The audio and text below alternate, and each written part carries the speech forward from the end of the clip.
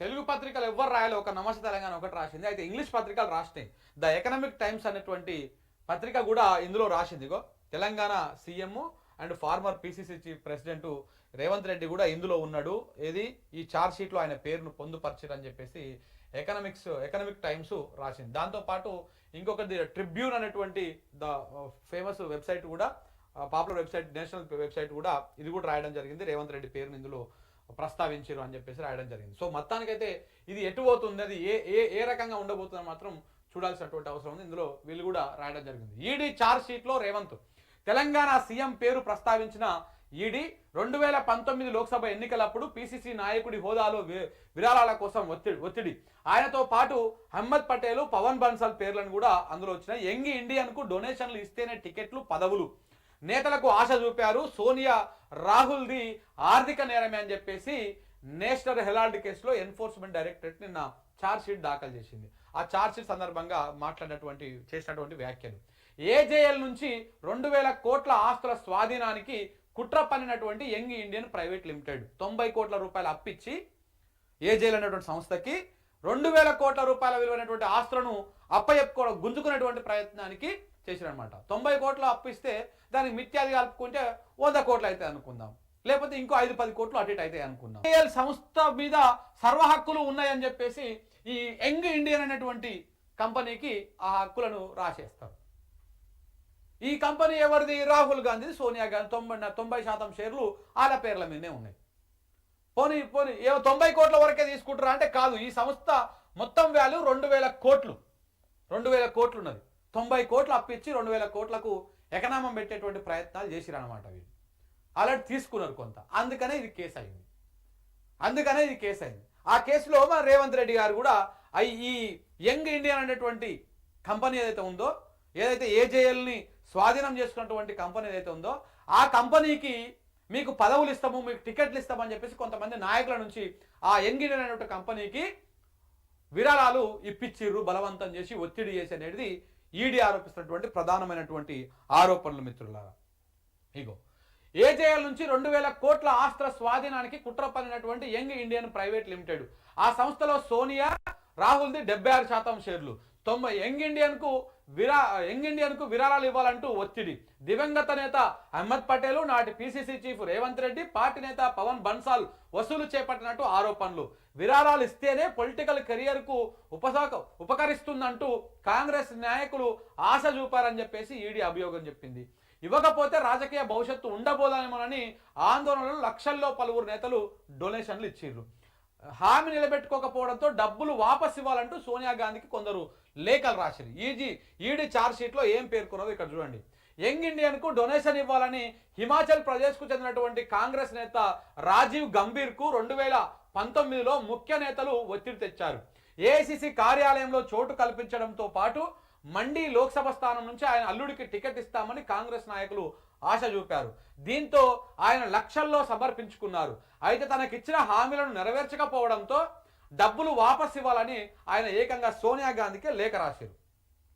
ఇక దాంతోపాటు దివంగత కాంగ్రెస్ నేత అహ్మద్ పటేల్ ఒత్తిడితో యంగ్ ఇండియన్కు కంపెనీకి 50 లక్షల రూపాయలు ఇచ్చినట్టు గుజరాత్కు చెందినటువంటి అరవింద్ విశ్వనాథ్ సింగ్ చౌహాన్ కూడా ఆరోపణలు చేశారు. తన బ్యాంకు ఖాతా నుంచి 30 లక్షలు బదిలీ చేయగా మరొక 20 లక్షల రూపాయలు నగదు రూపంలో ఏఐసిసి కార్యాలయంలో అందజేశానని చౌహాన్ ఈడీకి ఇచ్చినటువంటి వాంగ్మూలంలో పేర్కొన్నారు. కాబట్టి దొరికిపోయారు దొంగలు. ఇలా ఈ రకంగా యంగ్ ఇండియన్కి డబ్బులు ఎవరెవరైతే పంపించారో, మరి తెలంగాణ నుంచి ఎంతమంది ఇచ్చారో దానికి ఇక ఇప్పుడు బయటకు వస్తారు. పుట్టల నుంచి సీమలు బయటకు వచ్చినట్టు ఇప్పుడు అందరు బయటకు వస్తారు. ఇగో నేను ఇచ్చిన యంగ్ ఇండియాకి, నేను ఇచ్చిన అని చెప్పేసి ఎంతమంది బయటకు వస్తారు. ఇప్పుడు వాళ్ళందరి వ్యవహారంలో కూడా ఉచ్చు బిగుసుకునేటువంటి అవకాశం కనపడతా ఉంది. అందుకే కదా తీగ లాగుతా ఉన్నాడు మోడీ. డొంక రేవంత్ రెడ్డి దగ్గర కదిలింది. ఇంకా రేపు ఇంకా కదిలేటువంటి అవకాశం కనపడతా ఉంది. ఇందులో ఒకసారి ఈ వార్త మొత్తం చదువుతాం. నేషనల్ హెరాల్డ్ కేసులో ఎన్ఫోర్స్మెంట్ డైరెక్టరేట్ దాఖలు చేసిన ఛార్జ్ షీట్లో ముఖ్యమంత్రి రేవంత్ రెడ్డి పేరును కూడా చేర్చింది. వివాదాస్పద యంగ్ ఇండియన్ సంస్థకు సీఎం రేవంత్ రెడ్డి 2019-22 మధ్య విరాళాలు ఇప్పించారని పేర్కొన్నది. ఈ మేరకు ఏప్రిల్ 9వ తేదీన ఢిల్లీలోని స్థానిక కోర్టులో ఈడీ అఫిడవిట్ దాఖలు చేసింది. ఎప్పుడు? ఏప్రిల్లా. ఇప్పుడు కాదు, ఏప్రిల్ అంటే పోయిన నెల, దాదాపు 2 నెలలుగా నెల 15 రోజులు అవుతున్నది. ఈ వివరాలు తాజాగా బయటికి రాగా జాతీయ మీడియాలో కథనాలు ప్రచురితమయ్యాయి. డెక్కన్ హెరాల్డ్, ఎకనామిక్ టైమ్స్ కథనం ప్రకారము Young Indian Associated Journals Limited కు వచ్చిన విరాళాల్లో అవకతవకలు జరిగినట్టు ఈడీ పేర్కొన్నది. కొందరికి పదవులు, టికెట్లు ఆశ చూపి విరాళాలు సేకరించారని, మరికొందరికి రాజకీయ భవిష్యత్తు, వ్యాపారాలు దెబ్బతింటాయని భయపెట్టించి విరాళాలు అందేలా చేశారని చార్జ్ షీట్లో పేర్కొన్నారు. ఇది మా అన్నకు వెనతోరు పెట్టిన ఇది విద్య. ఇది ఈ బ్లాక్ మెయిలింగ్ చేసుడు, ఈ భయపెట్టుడు మా అన్నకు వెన్నతో చేసినటువంటి విద్య. ఏందది? కొందరికి పదవులు ఇస్తామని, మరికొందరికి టికెట్ల ఆశ చూపించి డబ్బులు వసూలు చేయడము, మరికొందరిని మీకు రాజకీయ భవిష్యత్తు ఉండాలంటే ఒక పలానా యంగ్ ఇండియన్ అనేటువంటి కంపెనీకి మీరు పైసలు పంపించాలి, వ్యాపారాలు దెబ్బతింటాయని భయపెట్టించి విరాళాలు, ఈ భయపెట్టించడము, ఈ బ్లాక్ మెయిల్ చేయడము అన్నగారికి వెనతో పెట్టినటువంటి విద్య. తెలుసుగా అందరికీ. ఆర్టీఐని అందరు దేనికోసం వాడతారు? ఇన్ఫర్మేషన్ యాక్ట్ దాని కింద వాడతారు. కానీ అన్నగారు రైట్ టు ఇన్కమ్ యాక్ట్ కింద దాన్ని వాడతారు. ఆర్టీఐ వేయాలి, ఇన్ఫర్మేషన్ తీసుకోవాలి, అవతల వ్యక్తిని బ్లాక్మెయిల్ చేయాలి, డబ్బులు వసూలు చేసుకోవాలని. ఇది మనం చెప్పే మాట కాదు, న్యూస్ లైన్ చెప్పే మాట కాదు. స్వయంగా అసెంబ్లీలోనే కేటీఆర్ గారు, టీఆర్ఎస్ నాయకులు ప్రస్తావించినటువంటి మాటలు ఇవన్నీ. సో కాబట్టి ఈయనకి ఇది వెన్నతో పెట్టినటువంటి విద్య. భయపెట్టడం, నువ్వు పలానానికి పంపకపోతే నీ బతుకుండదు, నీ వ్యాపారం నడవదు, నీ పొలిటికల్ కెరియర్ నాశనం అయిపోతుందని చెప్పేసి ఇవన్నీ చేయడం ఆయనకు వెన్నతో పెట్టినటువంటి విద్య.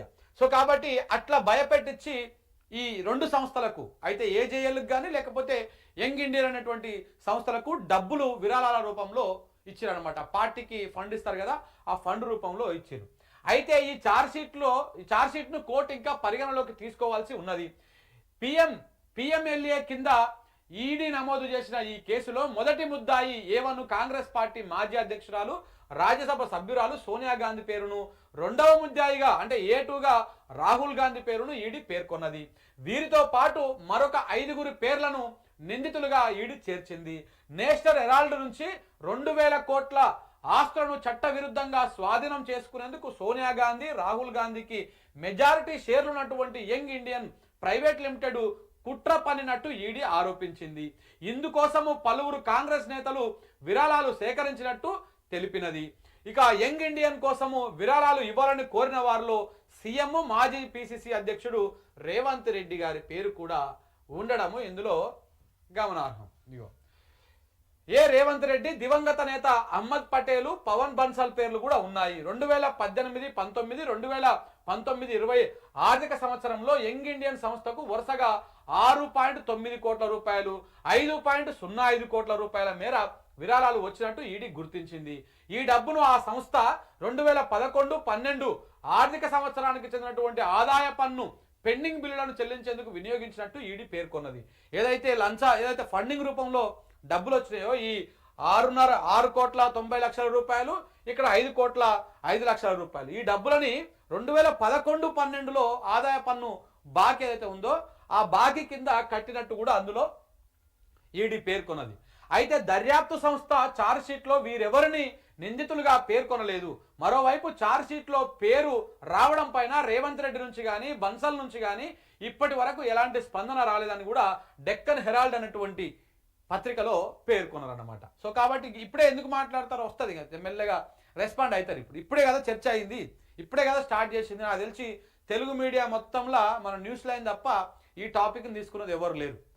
ఈ టాపిక్ని తీసుకున్నది ఎవరు? నమస్తే తెలంగాణ వాళ్ళు పత్రికలు రాసిరు, ట్వీట్ వేసింది, ఇవన్నీ వేసింది మాత్రము ఆ ఇంగ్లీష్ పత్రికల్లో వచ్చినాక మనమే వేసినాం.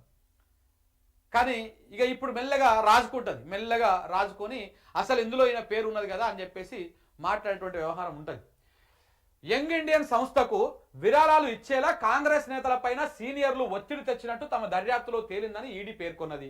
అహ్మద్ పటేల్ అభ్యర్థనను కాదనలేక యంగ్ ఇండియన్ అనేటువంటి సంస్థకి 30 లక్షలు విరాళాన్ని తన బ్యాంకు ఖాతా నుంచి ఇచ్చానని, మరొక 20 లక్షల నగదుని ఇచ్చానని అరవింద్ విశ్వనాథ్ సింగ్ చౌహాన్ అనేటువంటి కాంగ్రెస్ నాయకుడు చెప్పినట్టు తెలిపింది.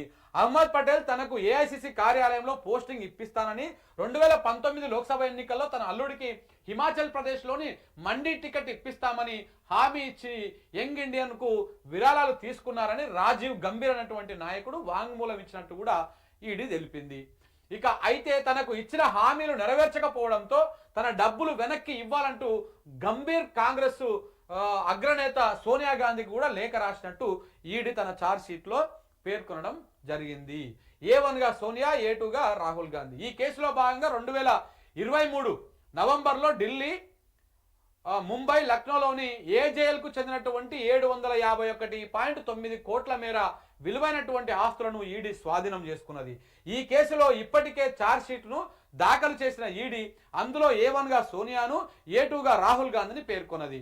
పిఎంఎల్ఏలోని సెక్షన్ 3, సెక్షన్ 4, సెక్షన్ 44, సెక్షన్ 45 కింద నిందితులను శిక్షించాలని ఈడీ కోరుతున్నది.